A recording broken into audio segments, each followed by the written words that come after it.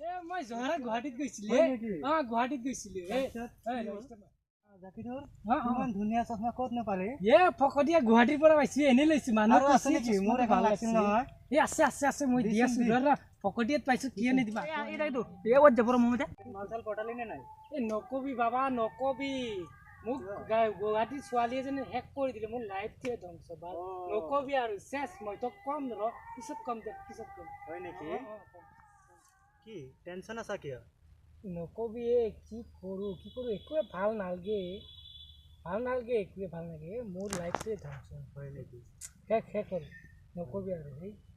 সেইকাৰণে কৈছো গাঁৱৰ ছোৱালী চুপাৰ তই ঠিকে কৈছা গাঁৱৰ ছোৱালী একদম ধুনীয়া মনটো বহুত ভাল হয় বহুত ভাল হয়